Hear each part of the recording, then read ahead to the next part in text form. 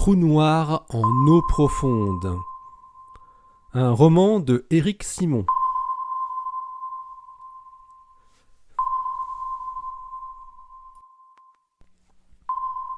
Chapitre 3. Retour de données. 2 mai 2017. Ça y est, on a tout maintenant. Enfin, tout sauf le SPT. On va enfin pouvoir travailler. Tu as eu Jens ? Demanda Paul. Oui, tout à l'heure. Ils viennent de recevoir leur dernière livraison. Ils vont lancer les vérifications demain, je crois, répondit James de sa voix puissante. Parfait. Au boulot. J'ai eu la confirmation de Gary pour le transport du SPT. On est toujours sur le 15 décembre. Il nous apporte les 3 disques test vendredi. Super. Le début du mois de mai, à Boston, était lumineux. L'hiver avait définitivement tiré sa révérence pour laisser la place à une atmosphère douce, pleine des senteurs des arbres en fleurs. C'était tout le contraire en Antarctique, où la fin de l'automne austral s'approchait, pour ne pas dire que la nuit complète commençait à s'installer. Alors que les données dédoublées des 7 autres observatoires venaient d'être rapatriées par des transports spéciaux par avion, à la fois à Haystack et en Allemagne, celle du SPT allait passer tout l'hiver austral au frais dans l'observatoire du South Pole Telescope, avant de pouvoir être à leur tour rapatriées. L'image de Sagittarius à étoiles se trouvait dans ces racks de disques durs que Léa avait laissés là-bas. Seuls les personnels pouvaient profiter des derniers trajets particuliers avant l'hiver austral reliant la base de Amundsen Scott à la base de McMurdo sur la côte antarctique. Léa et le technicien Bob Kisko avaient soigneusement tout éteint après avoir vérifié une dernière fois l'étanchéité du local de stockage.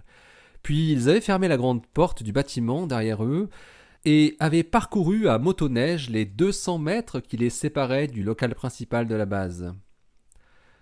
Les campagnes d'observation au pôle sud géographique avaient toujours lieu au printemps et à l'été austral, entre début novembre et fin mars, très rarement à l'automne. Cette semaine d'avril faisait exception en allongeant de 2 semaines la campagne normale. La nuit, déjà quasi omniprésente, produisait des températures très inférieures à moins 50 degrés. On ne restait que quelques minutes à l'extérieur. Léa et Bob étaient heureux de rentrer après 2 mois passés dans cet enfer blanc. Ils vivaient dans la base principale et passaient environ 10 heures par jour dans les bureaux qui jouxtaient la grande antenne de 10 mètres de diamètre. Ils avaient avant tout conduit le programme de recherche auquel était consacré le SPT, la mesure du rayonnement micro-ondes du fond diffus cosmologique, le sujet de la thèse de Léa, qui cherchait à déceler la polarisation de cette première lumière de l'univers. Ils n'avaient participé à l'Event Horizon Telescope que les 2 dernières semaines, avec une phase de test et la semaine d'observation proprement dite, qui avait été très découpée avec son lot de problèmes techniques, à commencer par des coupures de réseau téléphonique.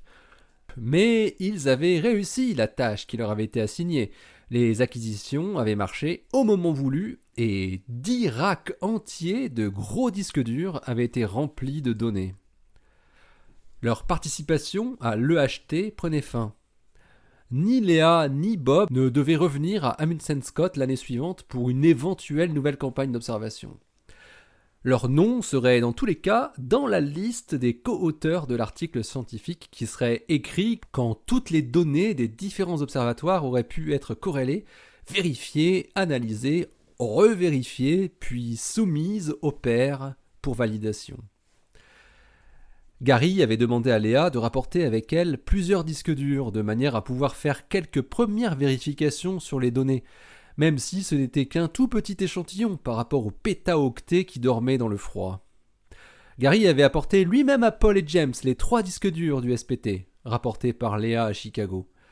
Non pas qu'il ne faisait pas confiance au service de transport utilisé par l'université de Chicago, mais il avait profité d'une conférence qui avait lieu à Cape Cod, à laquelle il devait assister. Passer par Cambridge ne faisait pas un gros détour. Ah, ils reviennent de loin ces disques durs, tu sais, dans tous les sens du terme, dit Gary en tendant vers Paul les 3 gros boîtiers. Vous avez eu des soucis ? Demanda Paul. Tu connais Léa ? Elle est débrouillarde, cette petite. Ce qui n'est pas tout à fait le cas de Bob, notre technicien qui l'accompagnait. Bref. Heureusement que c'est elle qui avait pris les disques. Vas-y, raconte, qu'est-ce qui s'est passé ? Un truc très bizarre, en Nouvelle-Zélande. Dès qu'ils sont arrivés à Christchurch par le vol spécial de McMurdo, Léa m'a raconté qu'ils avaient l'impression d'être suivis en permanence, depuis leur sortie de l'avion militaire. Comment ça ? Demanda Paul en écarquillant les yeux. Elle stressait un peu pour les disques, tu imagines. Elle ne voulait pas les perdre ou les abîmer. Avoir Sagittarius à étoile dans son sac à dos, c'est quand même pas banal, tu m'avoueras, souriait Gary. Ils avaient coutume de dire que l'image de Sagittarius à étoile se trouvait dans les disques durs du SPT. Bien sûr, elle se trouvait aussi dans tous les autres disques durs des autres radiotélescopes. Mais le SPT était incontournable pour obtenir une image pertinente de Sagittarius à étoile, suffisamment résolue et contrastée. Au contraire, l'autre trou noir, M87 étoile, lui, ne se trouvait pas du tout dans les données du SPT, de par sa position dans le ciel qui était inaccessible au SPT. Et de toute façon, l'observatoire antarctique n'aurait pas apporté beaucoup plus s'il avait pu observer M87 étoile. Gary poursuivait le récit de ce que Léa lui avait raconté. Quand ils sont arrivés à l'aéroport de Christchurch, en transit pour attraper le vol intérieur pour Auckland, Léa et Bob ont vraiment eu l'impression d'être suivis par un grand type qui était avec eux dans l'avion de McMurdo. Il restait visiblement toujours à proximité d'eux, où qu'ils aillent dans l'aéroport. Marchand de journaux, bar, brasserie, un truc très bizarre. Et à un moment, Léa doit s'absenter pour aller aux toilettes et confie à Bob son sac à dos où il y avait les disques. Et au moment où elle revient dans la zone d'attente où s'était installé Bob, elle voit le type louche en train de partir à grandes enjambées avec son sac à dos. Quoi ? Alors elle hurle en se précipitant. « Au voleur, il a pris mon sac !» Et ce crétin de Bob jouait avec son téléphone et n'avait rien vu. Et alors là, le type se retourne, voit Léa qui court vers lui et d'autres personnes qui commencent à comprendre ce qui se passe. Alors le gars pose le sac par terre, doucement, sans le jeter, et pique un sprint très vite jusque vers la sortie de l'aéroport qui était accessible non loin de là. Volatilisé. Personne n'a pu le rattraper. Qu'est-ce que c'est que ce truc ? Rétorqua Paul, dubitatif. Tu me fais marcher, c'est ça ? Non, je t'assure, moi aussi au début j'ai cru que Léa et Bob m'avaient fait une blague, mais j'ai assez vite compris qu'ils ne jouaient pas un rôle pour mettre l'ambiance à leur retour. Ils étaient vraiment choqués, et je peux te dire que Bob n'en menait pas large. Donc ça veut dire que quelqu'un qui était en Antarctique au même moment qu'eux a essayé de nous voler les échantillons de données du SPT. C'est gravissime ça, non ? Ah, je suis d'accord. Je voulais te prévenir en personne. Léa et Bob sont rentrés à Chicago avant-hier. Ils ont eu le temps de faire un signalement auprès de la police néo-zélandaise de l'aéroport de Christchurch. Mais comme il n'y a eu que tentative de vol et non pas vol caractérisé, ça risque de ne pas aller très loin. Il ne doit quand même pas y avoir beaucoup de monde qui se rend à la base de McMurdo et sur le continent antarctique. C'est pas vraiment un lieu touristique, ça. Le type doit être lié soit au milieu scientifique, soit au militaire. Détrompe-toi, et il y a de plus en plus de touristes qui débarquent là-bas. Mais bon, c'est vrai, ils ne passent pas par la base militaire américaine. De ce que je sais, c'est assez peuplé quand même. Je crois qu'il y a environ 1000 personnes en été, un peu moins en hiver bien sûr. Tu sais, c'est là qu'on lance les ballons sondes. Eh ouais, je me souviens de Boomerang, une belle manip. Ah, c'était il y a 20 ans, ouais, déjà, répondit Gary, l'air pensif. Bon, c'est quand même inquiétant cette histoire. Est-ce que les racks de disques sont bien en sécurité au SPT ? Interrogea Paul. Tu crains que quelqu'un cherche à te dérober les données ? Tu penses que le type savait ce qu'il y avait dans le sac de Léa et que ça pourrait donc être volontaire ? Bah, on sait jamais. Il y a un détail qui m'intrigue dans ce que tu m'as raconté. Tu as dit que quand Léa avait couru vers le mec, il avait déposé le sac lentement, sans le jeter brusquement. Tu trouves pas ça curieux ? Comme s'il ne voulait pas détériorer les disques ? Je sais pas, tu sais, ça s'est passé certainement très vite. C'est difficile de déduire l'intention sur ce petit détail. En tout cas, pour ce qui est du stockage des racks, il y en a 10, je te rappelle. Ils sont dans un local qui est fermé et ils ont mis le maser au même endroit d'ailleurs. c'est une fermeture mécanique à code. Et il n'y a que Léa, Bob et moi qui connaissons le code. Ça te rassure ? D'après ce que tu me dis sur ton technicien, je ne suis pas trop rassuré. T'as intérêt à ne pas trop le saquer et à le garder dans ton labo, même s'il n'est pas très performant. Au moins jusqu'à ce qu'on ait pu rapatrier tous les disques. Mais j'avais pas l'intention de le virer, il est surtout très tête en l'air. Mais il fait du bon boulot quand il se concentre sur sa tâche. Bon, et pour accéder au rack sans avoir le code, comment ça serait possible ? Demanda Paul. Il faudrait détruire le mur du bâtiment. C'est un mur en béton très épais, tu sais, pour l'isolation thermique. En gros, il faudrait le faire exploser, mais ça détruirait probablement une bonne partie des disques qui sont à l'intérieur. Franchement, si je voulais voler ça, j'éviterais cette solution. Allez, t'en fais pas. C'était peut-être juste un pickpocket ou un kleptomane. N'aie pas peur pour tes données. On y sera de retour le 28 novembre. C'est seulement dans 7 mois. Je suis sûr que tes racks seront bien là avec ton Maser. Ouais, merci Gary. Ces données sont tellement importantes, tu sais. Bon, je vais appeler Léa pour la remercier d'avoir veillé sur ces 3 disques comme elle l'a fait. Les 7 autres observatoires avaient envoyé leurs racks de disques durs par transport spécial après avoir copié les données en double. La première version, l'original, avait été envoyée à Haystack et la copie au Max Planck Institute à Bonn.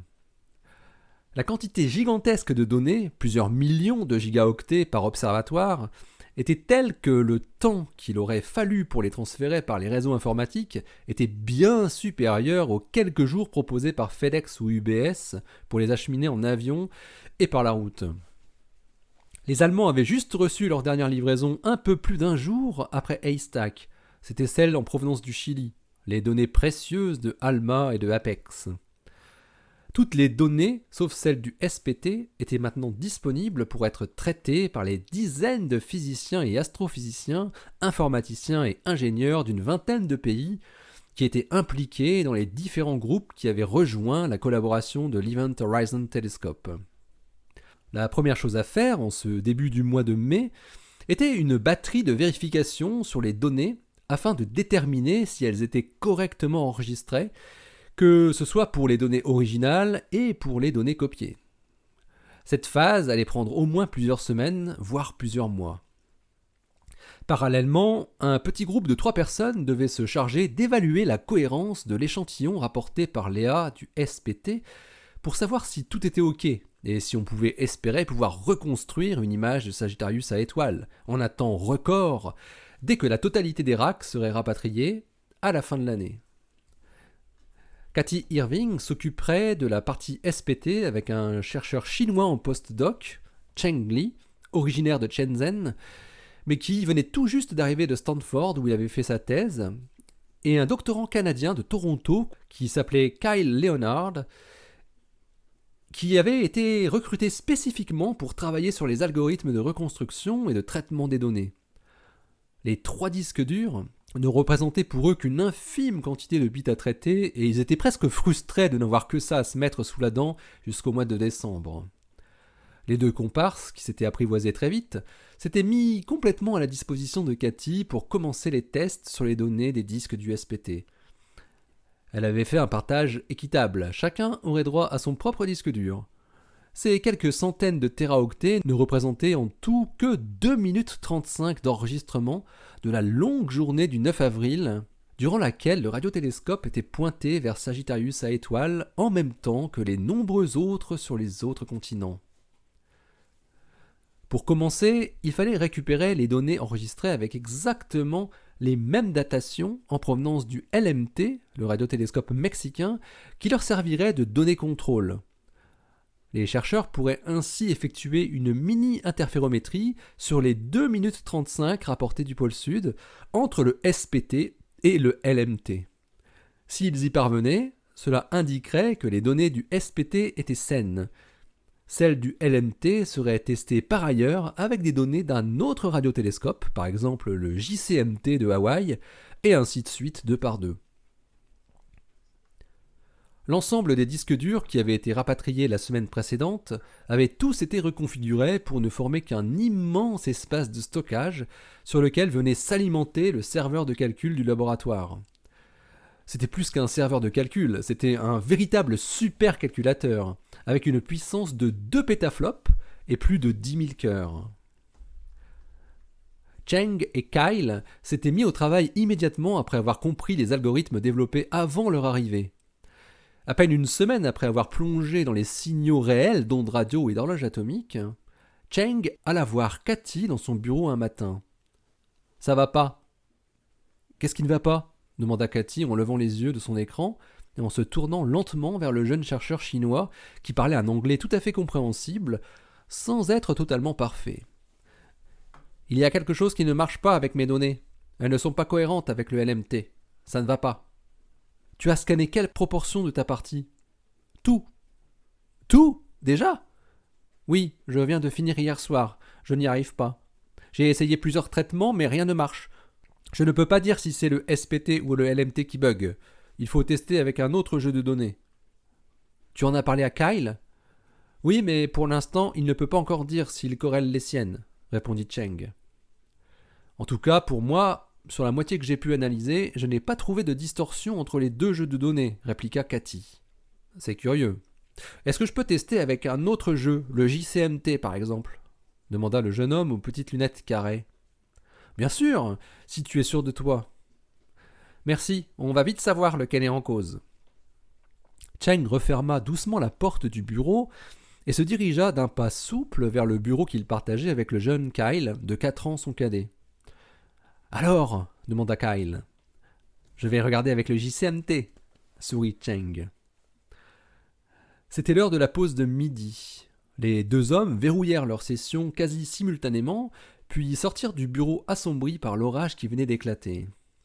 « C'est à quel moment que tu vois des incohérences ?» demanda Kyle en portant sa fourchette doucement vers son visage. « En fait, c'est bizarre, c'est par morceaux plus ou moins longs. Ça commence dès le début de la période, » dit Cheng en haussant le ton.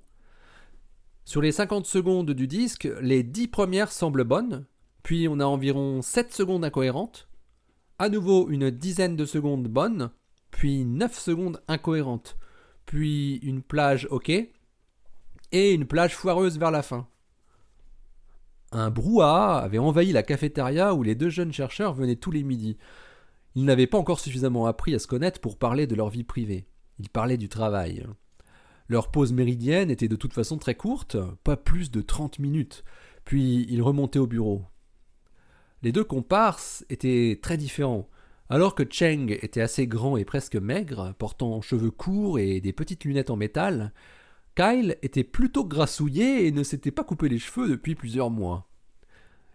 Cheng faisait quelques efforts vestimentaires pour apparaître à la hauteur de ses pairs, tandis que Kyle ne voyait pas où était le problème de venir à l'institut avec un t-shirt à l'effigie de Sonic Youth ou Dinosaur Jr. Kyle n'aurait jamais pensé un jour travailler sur un projet de radioastronomie de cette ampleur. Il avait suivi un cursus relativement classique à l'université McGill et avait fini son master en sciences en se spécialisant en informatique appliquée au big data des grandes expériences astronomiques. Son sujet de stage, dont le résultat avait été remarqué par Cathy, concernait le traitement d'une partie des futures données du grand télescope VRST, le Vera Rubin Sky Survey Telescope, qui serait mis en service dans les années 2020. Le VRST avait récemment pris le nom de la célèbre astronome qui avait mis en évidence 50 ans plus tôt la présence probable de matière invisible dans les galaxies. Il aurait la particularité de générer chaque nuit des téraoctets de données en tout genre sur une quantité gigantesque d'objets, presque tout ce qui brillait dans le ciel jusqu'à des magnitudes très élevées. Le HT était pour Kyle l'occasion de développer ses algorithmes en les appliquant sur de véritables données qui fourniraient à la fin un résultat très concret, et non pas sur des simulations de bases de données qui n'étaient pour l'instant que des prévisions de données réelles. Cheng, lui, avait déjà travaillé indirectement pour le consortium durant sa thèse à l'université de Stanford. Il avait développé tout un arsenal de méthodes de reconstruction de signaux interférométriques appliqué spécifiquement pour un réseau à très longue base dans lequel les différents points d'observation étaient suffisamment distants pour devoir prendre en compte la rotation de la Terre durant la période d'observation. Exactement ce que faisait l'Event Horizon Telescope, mais aussi son concurrent direct, le télescope virtuel GMVA, le Global Millimeter VLBI Array. Comme beaucoup d'étudiants en physique chinois, il avait choisi les États-Unis pour poursuivre ses études de 3e cycle après son master, qu'il avait obtenu avec les meilleures mentions possibles et imaginables à l'université de Shenzhen. Ses parents avaient économisé pendant 5 ans dans cet objectif.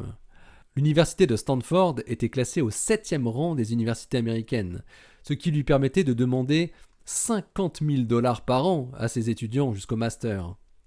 Un peu moins pour les doctorants qui percevaient heureusement un salaire. Et comme de nombreux docteurs fraîchement gradés, Cheng n'était pas rentré en Chine, mais était resté pour poursuivre un chemin très instable dans le monde de la recherche scientifique américaine. Moi, pour le moment, j'ai regardé seulement jusqu'à la moitié de ma période, ça fait seulement 25 secondes d'acquisition, c'est pas grand-chose, dit Kyle. D'ailleurs, chronologiquement, mon disque est antérieur au tien, donc je vais peut-être commencer à voir des choses anormales. Tu me préviens dès que tu vois quelque chose, hein ? Oui, bien sûr, répondit le jeune Canadien. Cathy avait récupéré les protocoles de test de Cheng pour aller plus vite, mais l'avait modifié pour essayer d'être le plus indépendante possible. Le scan complet de sa partie, le 3e disque, qui venait juste après celui de Cheng dans la chronologie, dura un peu plus de 14 heures. Le verdict était sans appel. En essayant de corréler avec le LMT, il y avait une série de zones incohérentes sur toute la durée de l'acquisition, par petites périodes d'à peine quelques dizaines de secondes. Les mêmes structures que celles qu'avait vues Cheng. « J'ai la même chose que toi, putain. Ça te donne quoi avec le JCMT ?» demanda Cathy au jeune chinois. « Les mêmes défauts au même moment. J'ai pas tout scanné, mais pour l'instant, c'est exactement aux mêmes zones temporelles. Ça veut dire que c'est le SPT qui foire. La probabilité que le LMT et le JCMT aient des défauts exactement au même coup d'horloge est quasi nulle. Merde. Et toi, Kyle, ça donne quoi avec ton protocole ? Je viens d'arriver à la fin du disque et j'ai juste un défaut dans la dernière seconde d'acquisition. Sinon, tout le début est ok. Et t'avais un défaut en début, toi, Cheng ? Attends, oui, ça commence par un défaut qui dure environ 5 secondes. Ça peut être la suite de ce que commence à voir Kyle à la fin du sien. On est mal, les gars. Il va falloir qu'on arrive à caractériser ce truc maintenant. Vous avez une idée de ce que ça pourrait être ? Demanda Cathy à la volée. Ça peut être plein de choses. Des parasites électromagnétiques ? Essaya Kyle. Ouais, mais qui viendraient d'où ? Il n'y a aucune source parasite au SPT. On est d'accord que c'est pas de l'atténuation, mais bien de l'émission, demanda Cathy. Oui. Si ça corrèle pas, ça veut dire que le signal radio est pollué par quelque chose d'autre. Il n'est pas simplement moins intense ou plus intense. Il est différent, répondit Cheng. Bon, avant de creuser la nature de ce parasite, on va quand même faire les tests de corrélation sur tous les autres antennes. La moindre différence pourrait nous apporter une information. Cathy ne perdait pas complètement son sang-froid alors qu'elle savait que c'était peut-être l'image de Sagittarius à étoile qui venait de disparaître avec ses gros défauts dans les données. La jeune femme, qui aimait porter des vêtements verts, de la même couleur que ses yeux, était arrivée dans le groupe de Paul 4 ans auparavant, en 2013. Après sa thèse à l'université de Seattle, qu'elle avait consacrée à l'étude des pulsars auprès du Very Large Array, elle fut acceptée pour un postdoc au MIT dans la collaboration EHT, puis fut embauchée sur un poste permanent 2 ans plus tard. Elle avait tout de suite montré une autorité et une rigueur qui avaient impressionné les pontes de l'Institute. Je vous laisse faire les tests de corrélation. Utilisez vos 2 protocoles pour plus de robustesse. Moi, je vais voir avec Léa Goldstein, qui a fait les acquisitions, pour savoir ce qui aurait pu se passer le 9 avril à 4h22. Paul était dans son bureau au rez-de-chaussée. Quand il vit Cathy devant sa porte, qu'il laissait toujours ouverte, il comprit que quelque chose n'allait pas. Qu'est-ce qui se passe ? On a probablement un problème avec les datas du SPT. Les 3 disques que Léa Goldstein a rapportés sont vérolés. Ils ne corrèlent ni avec le LMT ni avec le JCMT, aux mêmes datations exactement. On regarde avec les autres, mais faut pas se faire trop d'illusions. Merde. Ouais, c'est un truc bizarre, hein. On corrèle par moment, puis il y a des zones de quelques secondes qui sont foireuses, puis on arrive à nouveau à corréler, mais c'est toujours très court. C'était quand ces blocs de données demanda Paul. C'est la première nuit sur Sagittarius à étoile à 4h22. Des parasites? Ça y ressemble, mais on va essayer de caractériser ce truc de toute façon, hein. Il manquait plus que ça, gémit Paul. Je te tiens au courant dès que j'ai du nouveau. Je vais voir avec Léa Goldstein pour voir s'il a pu se passer quelque chose à ce moment-là. Merci, Cathy. Bon, n'oublie pas que ces 3 disques ne représentent que moins de 3 minutes d'acquisition sur les 9 heures et quelques qu'on a prises, hein, sur Sagittarius à étoile. Ça veut pas dire qu'on n'aura rien d'exploitable sur les autres. Paul restait optimiste malgré tout. Et au pire, s'il ne parvenait pas à avoir l'image de Sagittarius à étoile, il aurait celle de M87 étoile.